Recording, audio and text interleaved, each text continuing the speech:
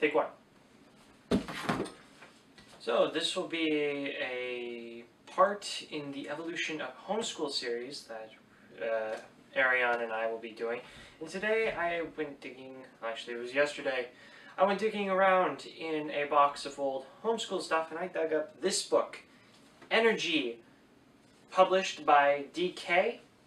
See for yourself. And the author is Chris Woodford and the series consultant Dr. John, no H, Woodcock.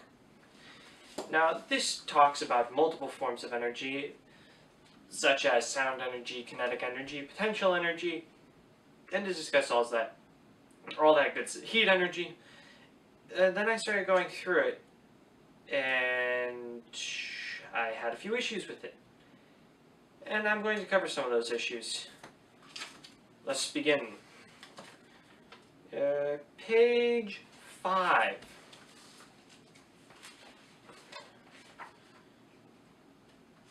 As you can see here, it talks about biological energy. I'm not an expert on biological energy. Calories, that's not my thing. I will not be talking about that. There might be stuff wrong with it. I would not know. It talks about unharnessed energy. The first one, it talks about potential energy. Potential energies such as chemical energy, kinetic energy, which is technically, I don't know why, is it? Mechanical potential energy, and electrical potential energy, nuclear potential energy. Oh, how I love the nuclear potential energy. But my problem with this is actually on page, why did I skip a page? What's going on here? Oh, my apologies. Page 5, in a single second. Helps if I read my notes. It says that a single wind turbine generates enough electricity to make 60 cups of tea.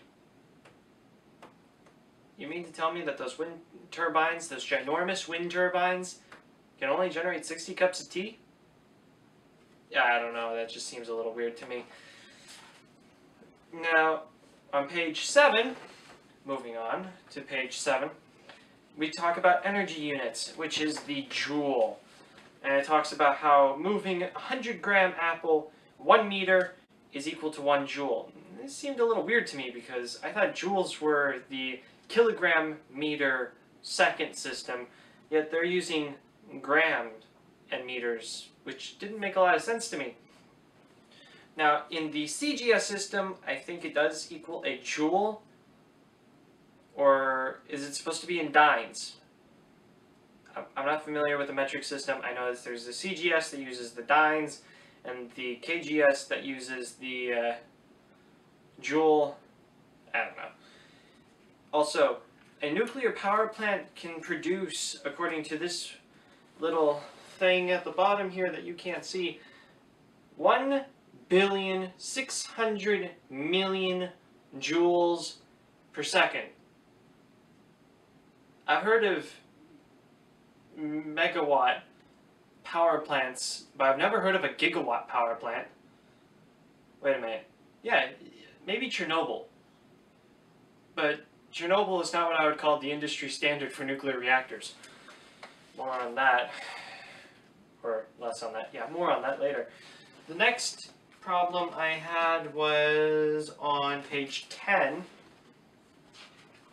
In which they talk about absolute zero, negative 273 degrees Celsius, or negative 470 degrees Fahrenheit. Whoa, hold it there.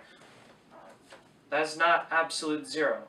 Absolute zero is negative 459.4 degrees Fahrenheit, sometimes rounded to 460.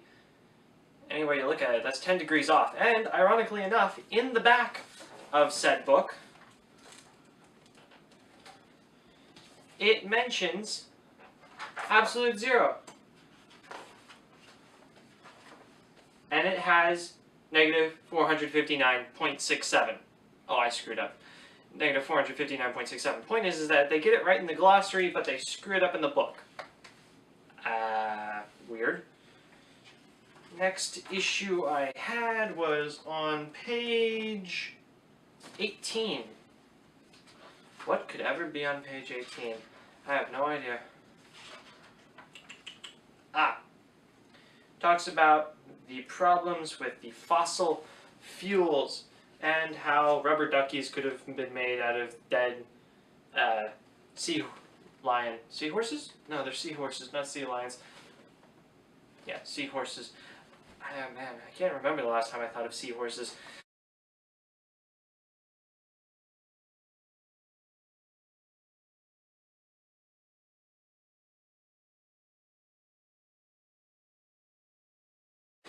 Talks about how they could have been made of it. Obviously, this book is based off of the evolutionary timetable, not the creation timetable. Let's go with that. So it talks about that. So oil will run out of oil by 2050. That's a problem. Gas will run out by year 2100. And coal by 2250. I think that's very interesting. That we'll run out of the oil first, which pretty much runs our society. Most first world nations need it desperately to keep their standard of living up. Gas, which is a nice cleanish burning fuel, which we use for a cheap gas turbine for electrical power, and cooking, which I miss greatly. I miss gas cooking ranges. Can't find them out where I live currently. And then finally coal, which is about the dirtiest form of the fossil fuels that you could hope for. We're going to run out of that last. I think that's interesting. Why we'd run out of that last. This really isn't an issue with the book, but I just think that's fascinating. Next issue, 21. It talks about engines in different forms of engines, and it talks about how outboard motors, how fast they can go, steam engines, such as what would be found on trains back in the day, and diesel locomotives, jet engines, which I believe they hooked up to a car? No. Well, yes, they did, but... And then finally, rocket engine, which is where I come to the problem. Rocket engines, direct quoting here, burn a variety of fuels. Some use a type of kerosene called RP1, parenthesis, refined gaseum-1, parenthesis. Now, wait a minute. Refined gaseum? G-A-S-E-U-M? I thought RP standard for rocket propellant 1. What is this? So I looked it up using the Google. I was immediately given the top 100 tracks to a Korean pop band. I was not expecting that. And traditional Korean clothing. I finally got the answer once I put propellant after that, but I think that's a bit confusing. Why would you put RP and then have the description be RG, refined gaseum, rocket propellant? I don't know, I just think that's weird.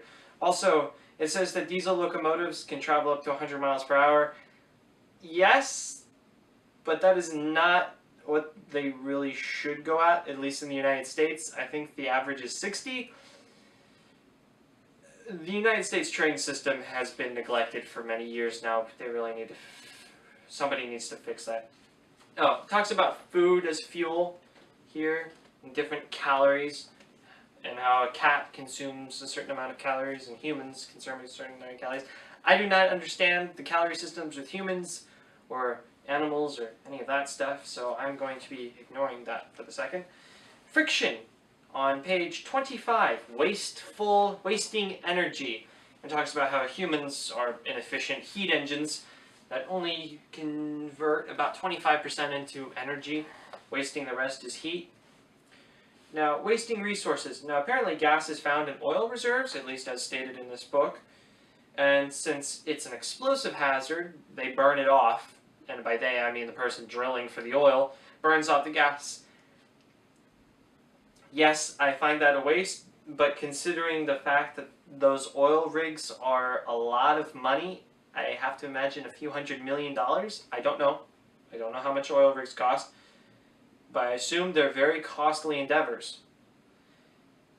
Now, I don't think there's enough gas in these oil wells to risk blowing up one of these oil wells trying to collect the gas. So I understand why they burn it.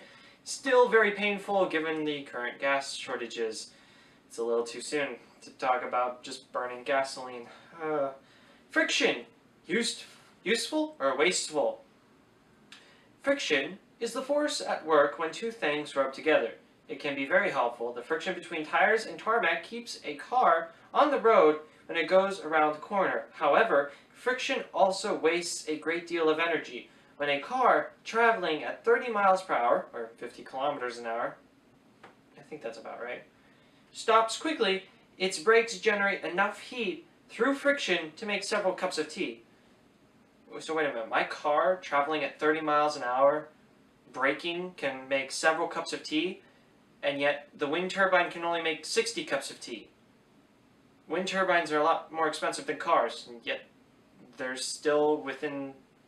I thought that was weird.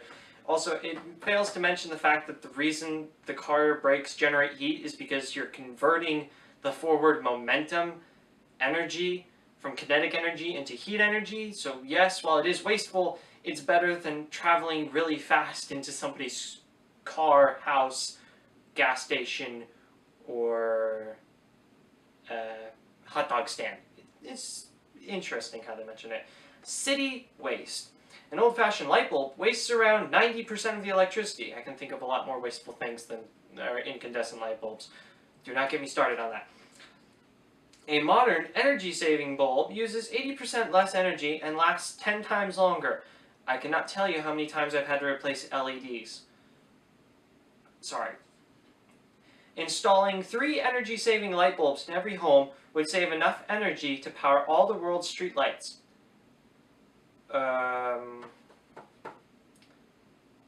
I call into question that. Also, are they talking about 3 bulbs in every home? In congruence or in conjunction with other incandescent bulbs? Or are they talking about 3 light bulbs? If they're talking about 3 light bulbs, I believe it. If they're talking about only 3 energy-saving bulbs per household, I call into question that. And then finally, we get to waste power. Power plants use river or sea water to cool down their machinery, wasting a huge amount of heat energy. In cooling towers like these, cue the nuclear-looking cooling towers. I think those are actually called draft towers, but I wouldn't be quoted on that. Even more energy is wasted transmitting the electricity to the point of use. In fact, 2/3 of the energy supplied, which I think is a 66 point ridiculous amount of 6's and ending in the 7% power, a fuel supplied to a power plant is wasted before the energy it generates reaches our home. Yes, that is true. Keep in mind that it says it wastes 66%, roughly. Just keep that in mind. Plus transmission losses, which I think it's more like 70% loss from power to home. Just keep this in mind. This will be important later. And then it talks about energy through the day and how humans react and burn energy. How you burn more energy when you're running than when you're sleeping. And then coping with the extremes. This is just too adorable. Too adorable. I can't believe I'm talking for almost 20 minutes. And it talks about the sun with wonderful green sun picture. I wonder what, is that radio? I don't know what the green sun is. And then it shows the really angry looking sun. And then it opens up.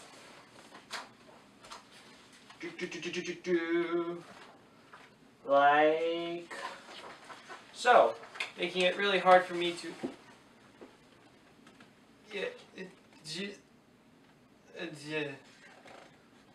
Yeah, okay. So it's this huge diagram showing where energy goes, so much and so forth. And it brings up how cars burn petrol and waste a lot of heat. Again, keep in mind, wastes a lot of heat. Keep that in mind. And how uranium mining is there's a lot of power in uranium, but it creates toxic waste. No, not toxic waste.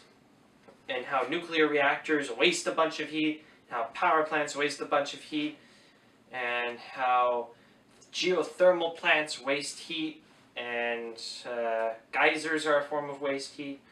Not much we can do about that. And how cities save energy by concentrating people and buildings, but they still use most of the world's energy. Yeah, fair enough. And different electrical appliances that are used. Computers, electric guitars, electric trams help people save energy. Electrically powered trains use 5 times less energy to carry each person than a car. Yes, but trains run on strict schedules that you have to follow and work around. A car, you make your schedule. That's probably why they've caught on so well in America, is because people can drive around. Also, they may or may not have been sold out to the oil companies, which shut them down so that they could sell to car companies. Anyway, it brings up solar panels. My arch nemesis, these solar panels. Solar panels turn the sun's rays into electricity. They can work almost anywhere on Earth, even in the feeble sunlight of Antarctica. Yes, they can work in the feeble sunlight of Antarctica. The problem is that you're not going to get the same amount of energy in the feeble sunlight of Antarctica as you are going to get, say, in the Bahamas, or the Mojave Desert, or the Sahara Desert. I don't know about the Gobi Desert. Talks about oil refineries and oils and chickens. I'm not going to cover the food parts of this because I cannot calculate calories to save my life. Nuclear energy. Where would we be talking about nuclear energy without a proper picture of an atomic bomb, right? Of course, it talks about how a nuclear reactor works. The uranium heats up water, boils, goes to steam cools down, turbine spins, generator runs. Thick concrete shield stops radiation escaping in an accident. Yes, it's also meant to control the explosion. These are mainly used for pressure water reactors and boiling water reactors. It's good to have them on every reactor. It talks about chain reactions and the devastating explosions of mushroom clouds and the digging of fuel. And it shows a very nice picture of a uranium mine in Australia. I can't do the accent right now, but I'll get it eventually. And it talks about uranium fuel pellets and how one of the pellets, which there's a good portion of them being held in this person's hand, is equivalent to 1 ton of coal. Yeah, and I think it's something like 1 gram of uranium burned creates a megawatt a day or something like that. It's a very nice. Nuclear accidents. Direct quoting. Nuclear power plants are usually safe. They're pretty much the safest form of energy generation on the planet. Just gonna throw that out there. But when they go wrong, dangerous amounts of radiation can escape. The world's worst nuclear accident happened in April 1986 when the Chernobyl nuclear power plant exploded in the Ukraine. The explosion hurled 100 times more radiation into the air than the atomic bombs dropped on Japan in World War II. Westerly winds spread this fallout cloud, shown in pink, and they have a little picture of the globe from the North Pole and how it spread across the Middle East, Norway, most of Russia, a lot of China and Japan, and parts of the American Southwest. Interesting. Chernobyl, I don't think counts as a nuclear reactor. No more than you can say a boiler, no more than you can call a crate of dynamite a boiler. That reactor is everything that you shouldn't do when building a nuclear reactor. And I am running out of time, so I'm going to stop it here and pick this back up. So I have more time to talk. I cannot believe that I'm yabbering this much. Thank you if you've managed to stick this long. It talks about medical research and how PET scans can measure people's brains. PET, I believe, stands for positron emission topography? I don't know. I don't know that, so I'm going to move on. Oh, it talks about fusion, the future of nuclear energy. It talks about fusion and how it's basically a giant pressure cooker that squeezes the atoms so they fuse together in a hot soup called a plasma. when describing this to an 8-year-old, I guess that's the best way you can do it, so I'm not going to criticize that.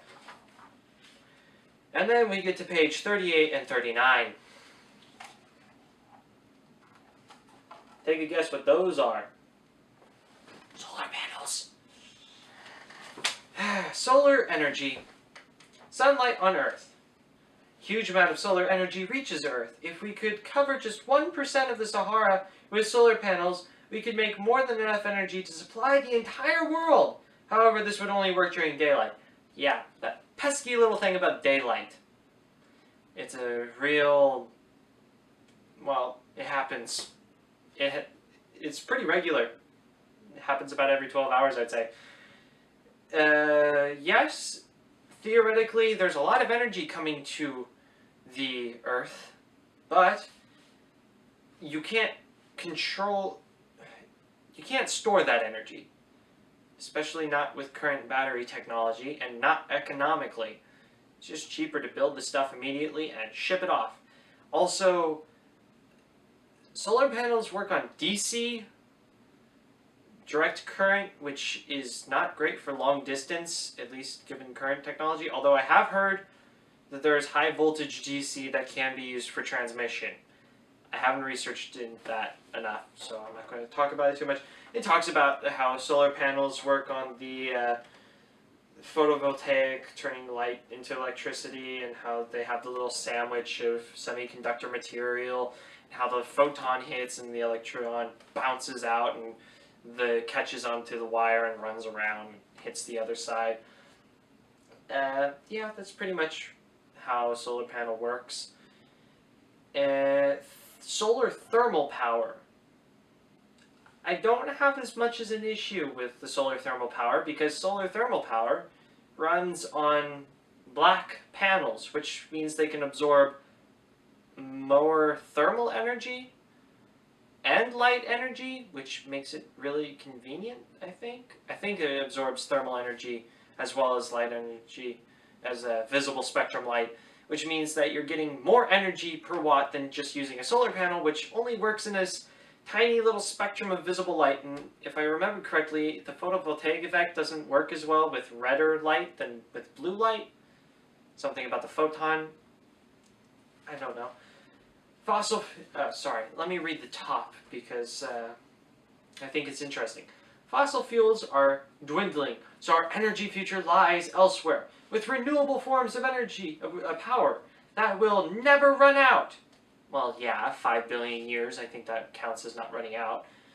Renewables include solar, geothermal, wind and wave power, and biopower. Biopower is in the next chapter. I'll talk about that separately. Except for geothermal, they all get their energy from the sun. So most renewables are actually indirect forms of solar energy. The two most familiar kinds of solar energy involving direct harnessing of the sun's heat to warm water, called solar thermal, and its light to make electricity.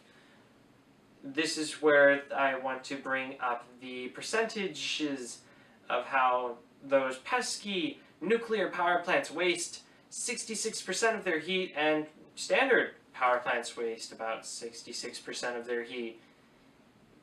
Economically, solar panels that can compete, I think, are somewhere in the range of 15 to 22%. That being said, the more expensive ones, you can get up to 33% efficient, which is getting there. It's pretty much on par with your random steam turbine, but now, it shuts off during the day, it shuts off during the night, unless you can store the energy, and it costs significantly more. Solar energy, great, we're not there yet. Also, solar panels in particular tend to be made out of things like selenium, lead, arsenic, and cadmium. We're not allowed to put lead in our gasoline, but we can put it in our solar panels. Also, as far as I know, America doesn't have any plans for getting rid of broken solar panels, so guess where that's going to end up? In the dump. Lead in the city dump. And cadmium, which can be classified as a toxic waste zone. Just lovely. So it talks about developing countries. Now, that's all being said, in developing countries, minus the issue about all the toxic waste, that should definitely be discussed as well. When you're in the middle of nowhere and you want a tiny bit of electricity to work, to do whatever, yeah, it'll do fine. But as far as powering grids on the stuff, no. You want to go camping with a solar panel? That's fine. Although, kind of defeats the purpose of camping if you're trying to get away from technology, if you're bringing electricity with you. I am going on so many tangents. It talks about a solar panel boat, never heard of that one before, that generates its power on solar. Does that mean it uses the propulsive power to go getting its power from the solar, or does that mean that its electricity on board is generated? I don't know which. Apparently, these solar panels can be folded upright on stormy days to be used as sails.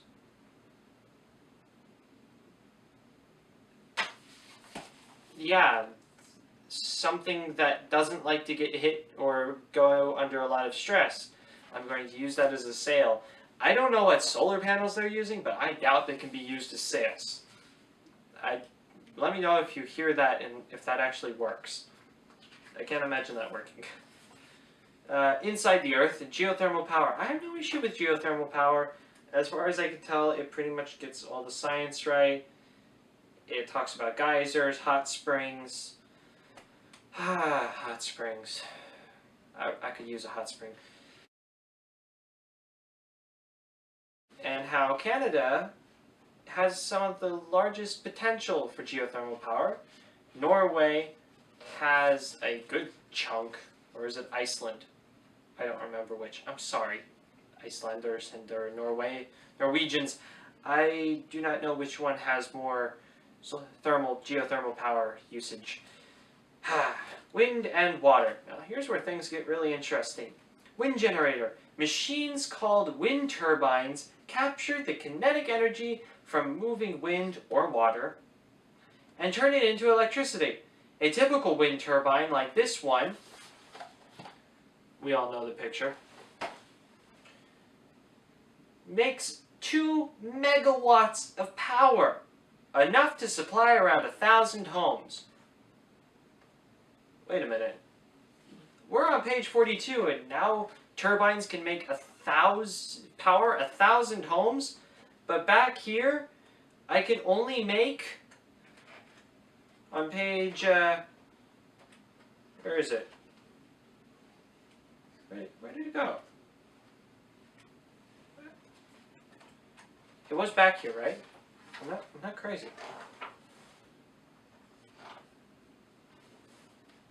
Oh wait, in a second. Right, thank you. In a second, a single wind turbine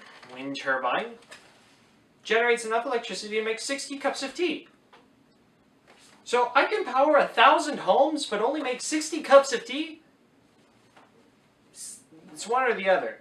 I'm personally leaning towards the 1,000 homes thing, but that's just me. And it talks about ocean power, dams, and tidal power. I find tidal power kind of nice because it removes the inconsistency of the rain and makes it all tidal, which I think happens kind of like sunlight, except it goes in and it goes out. Don't have to worry about stormy weather, or you kind of do, but besides the point, power will be generated either way. Slightly damaging to coastal ecosystems? Yeah, unfortunately. Wind and water powers are becoming important. As renewable energy sources, they will never run out. True. But you also have to wait till the wind blows. Or it rains, so you have enough water to run through your water turbine. Is it me, or does it seem like we're going backwards? We had ships. They ran on sails. We had to wait till the wind blew so we could go. Now we have diesel engines that can just go so long as we have diesel, which for the moment we have plenty of. And now we're talking about going back to higher technological forms where we have to wait for the sun to shine, the wind to blow, or rain to fall. Seems like we're throwing a lot of inconsistencies into our power system. And our power system already has enough inconsistencies as it is. Moving on. Biopower. It talks about how peanut oil, seaweed oil, safflower oil can be run in diesel engines. Yes, true, but don't they have to be chemically processed to make sure they don't clog up the engine? Other than that, they sound great. It talks about how in the 1970s, Brazil started running their cars on ethanol so that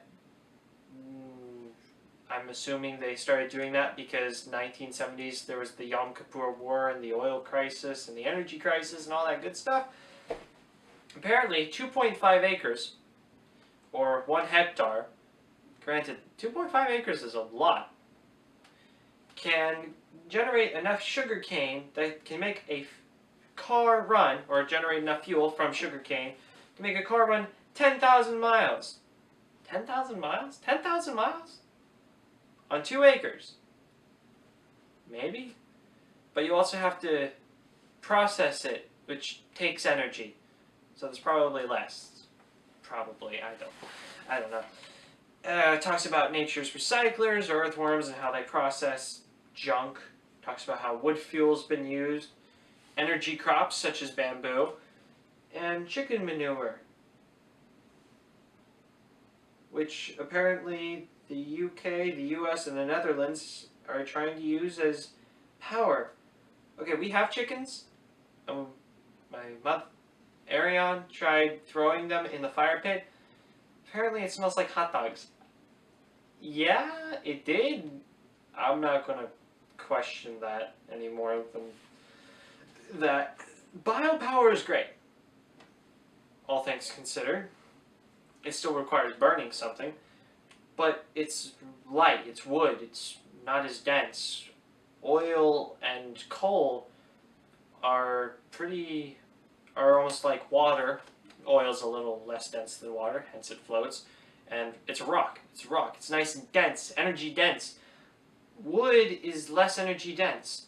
Why are we going backwards? We had something that is energy dense. We went from wood, which was less energy dense, and now we're going to coal, which is more energy dense, and now we're going back to wood. Why are we moving backwards? Also, I'm really curious if the people in the gasohol. Alcohol-run vehicles are interesting. If only you could get that stinking oxygen molecule out of the alcohol, the ethyl alcohol, it would run so much better.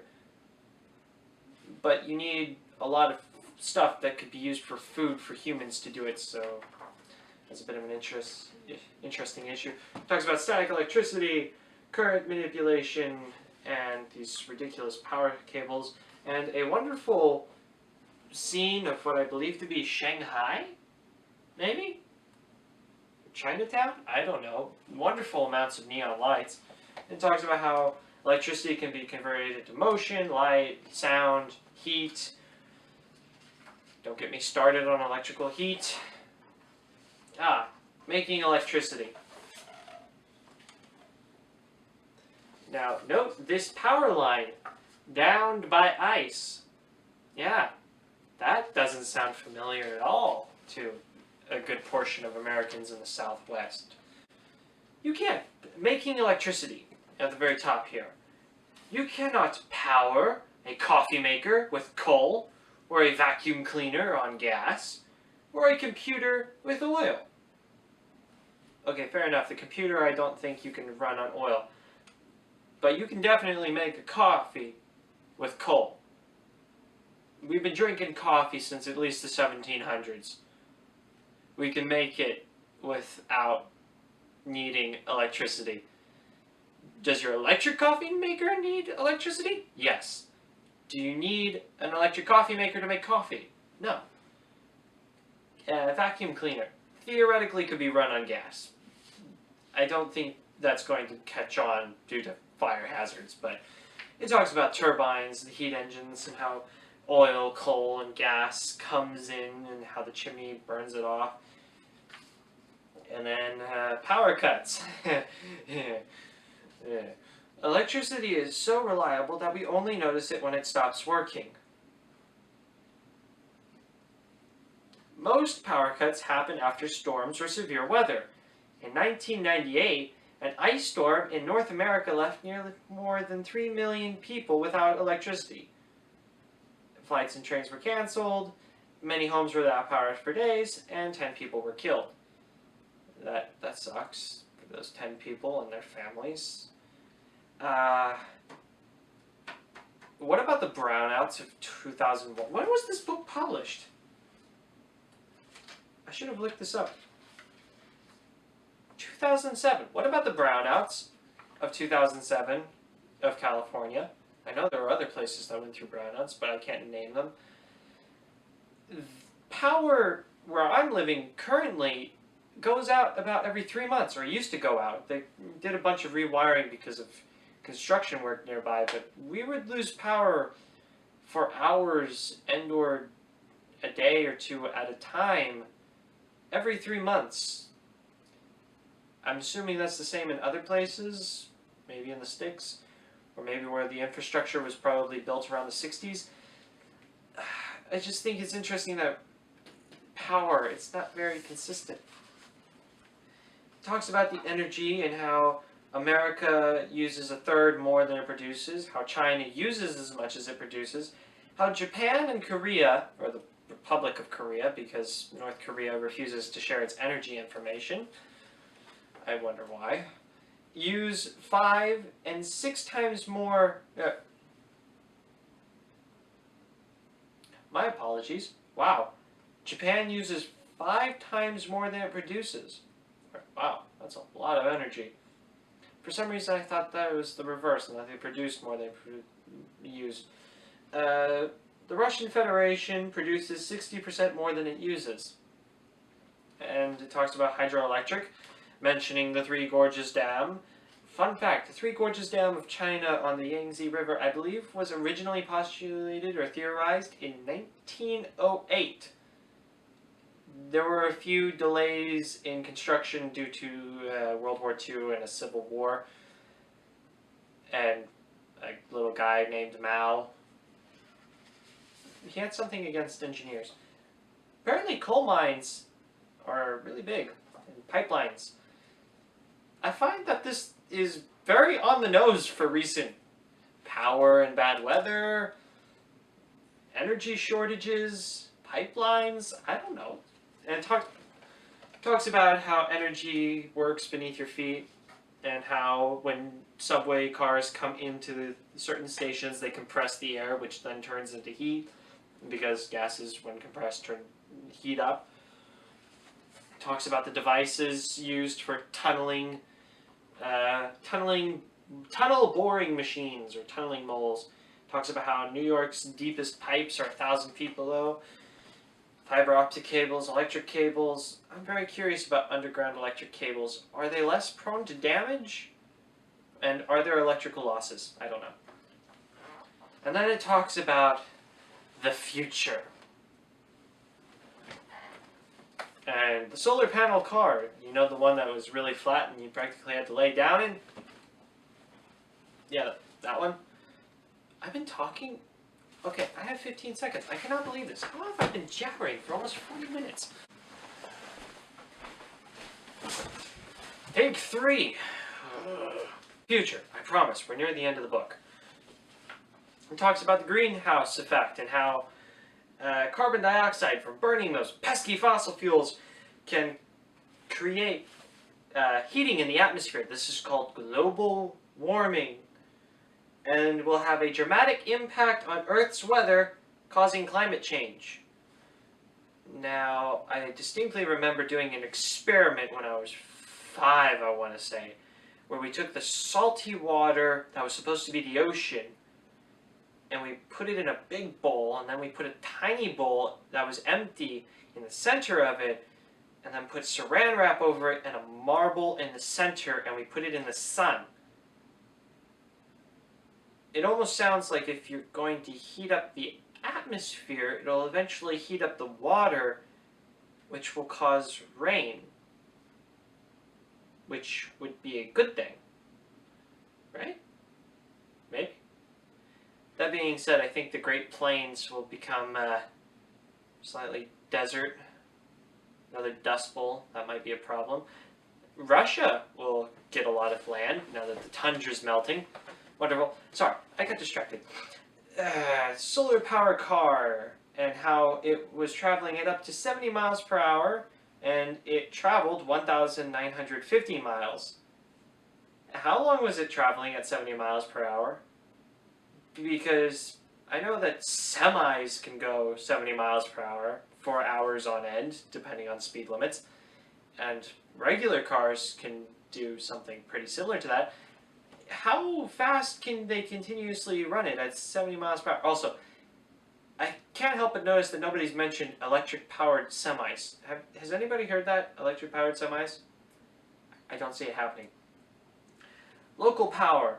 I actually don't have too much issue with the local power because it gets rid of the pesky issue of power transmission, which means no power lines in your area, which means power can't be randomly shut off by bad weather, theoretically, or at the very least you can fix it yourself and not have to wait for the crews to get out there.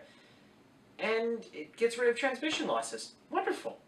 It talks about the factory in Freiburg, Germany, that makes 25% of its power from large solar panels and all that heating stuff, where the south sides have all these windows and the north sides and insulation and all that.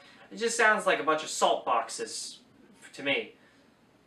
You remember salt boxes? The little things up in the northeast of America? Yeah, it just sounds like a bunch of salt boxes to me. Maybe I'm being cynical. It talks about the use of more energy, and then it states some random facts and figures about how a bus emits 10 times less carbon dioxide than a car on a short journey. So in cities, buses are better if they could make the turns, but on long hauls, cars are better? I don't know. Talks about how there are 500 million cars on Earth, one for every 13 people. By 2040, there will be twice as many. I also think there will be twice as many people, or something like that. So the ratio should stay about the same. Wind power is the world's fastest growing source of energy. Okay. Canada has plentiful geothermal potential, yet does not, as of yet, none has been utilized. I don't know if that's changed in the last decade. 1 in 4 people worldwide has no access to electricity. I have no comment on that. Okay, I'm going to get to the stuff that I actually do have comments on. Nuclear power plants are so controversial that it can take more than 10 years to plan, design, and build one. That is most definitely an American issue, potentially Britain. I don't know about Britain, but that definitely sounds like an American issue. Our bureaucracy is a real pain in the neck because you have to have private businesses get government sanctions, and it can be stopped anywhere along the way. Just look at France. I think the industry standard there, because they nationalized their power, was 4 years or 5 years to build a nuclear reactor. That's how long it takes. So about half the time is what's stated here to actually build and design one.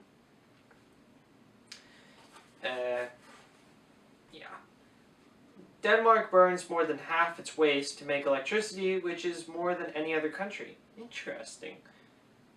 What are the byproducts of burning waste? I can only imagine. The US produces more than a third of the world's geothermal power, more than any. Interesting. Yeah, blah blah. France is the largest producer of nuclear power at 78%. 78% of its power is generated by nuclear reactors, but America has the most at 103.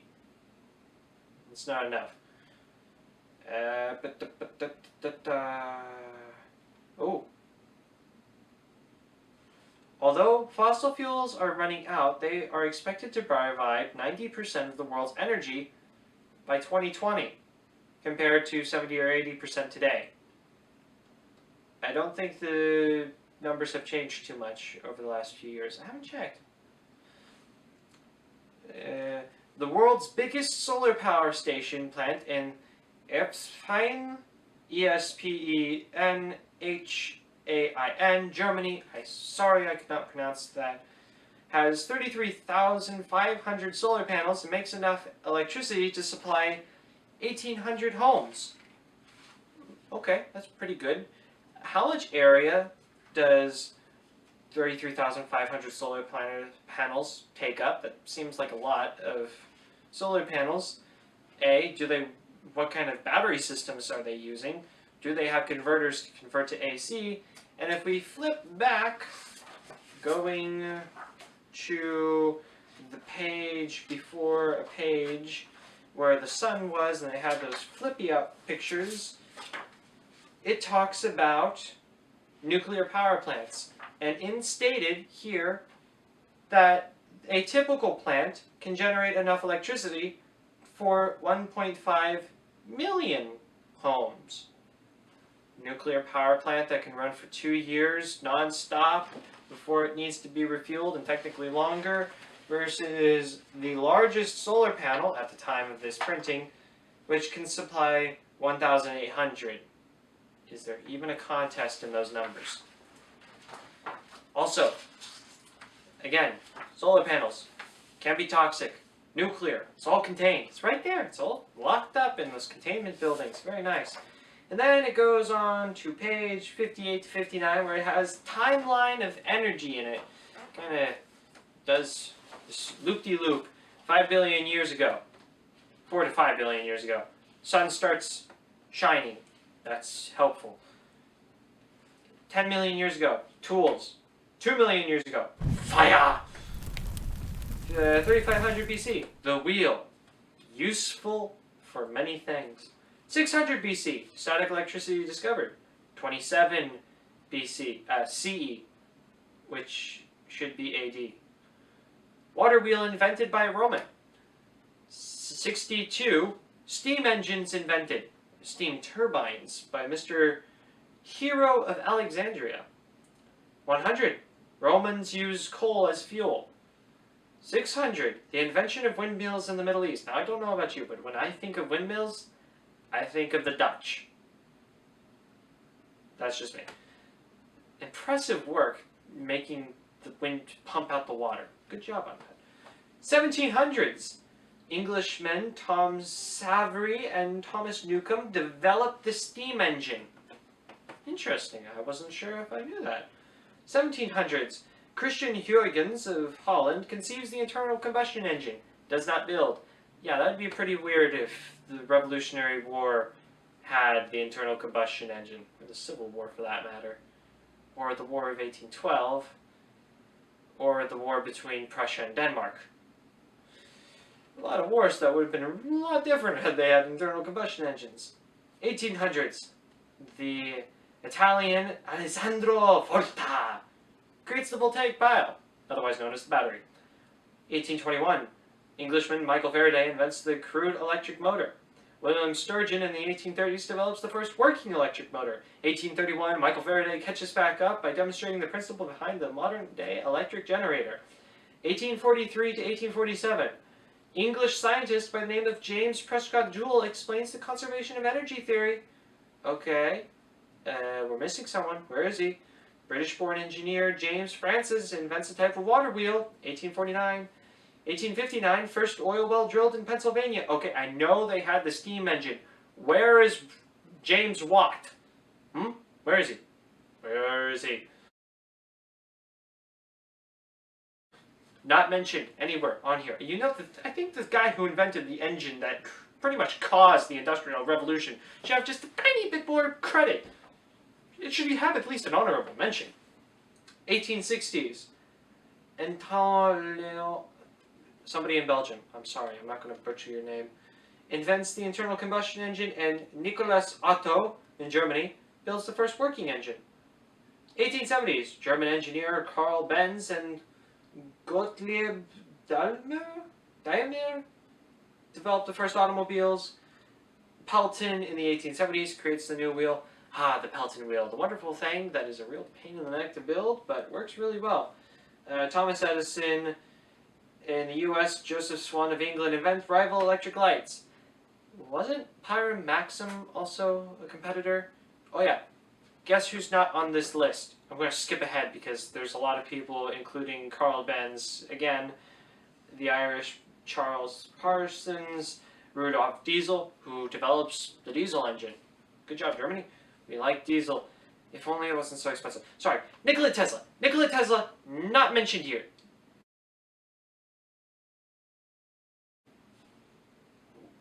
AC, radio, X-rays, maybe, no. Vacuum cleaner, Albert Einstein, yada yada. Enrico Fermi demonstrates nuclear chain reaction underneath a squash field. I think it's interesting that they chose to do something that could have ignited the atmosphere under a squash field in Chicago. 1948, Hungarian-born scientist Maria Telkes builds the world's first solar-heated house. Nice. 1954, the first nuclear power plant opened in Obninsk, Russia. Wasn't that also used to produce plutonium? Okay, yes. Plutonium can be produced in nuclear reactors.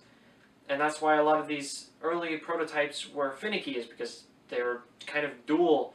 They were a mix between generating power and producing plutonium. And America used to buy plutonium from reactors. I guess that was to cover costs.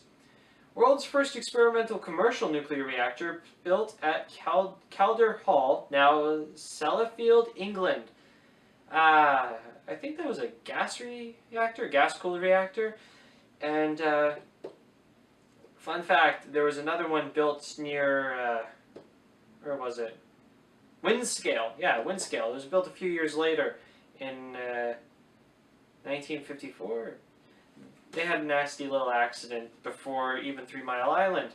No radiation, well, let me rephrase that. No dangerous radiation was released during 3 Mile Island, or at the very least, radiation in levels to kill people were not released. Potentially harm fetuses, yes, but pregnant women and children under the ages of 5 were evacuated. No issues, and I did research, it was something like 0.2% cancer increase over 40 years, tiny amount. Solar power plant, France, yada, yada, yada, Yangtze River. Okay, I'm going to sum this up. This book has inaccuracies, fallacies, and they fail to mention a few things. They do mention a few things that they get right, but this book should be reworked to make it a little more accurate, give a better presentation of, yes, solar power is great, but it has X, Y, and Z downsides, like they did with nuclear. Nuclear is great, but it has X, Y, and Z downsides. I just feel like the perception was a bit skewed. It should be reworked. 8-year-olds should not be misled into this. And yeah, I think I've been talking for an hour now. This will probably be part 3 of a video. Thank you for watching all of this, my ramblings, my jabberings. Come back for another series of Evolution of Homeschool. This is Prometheus.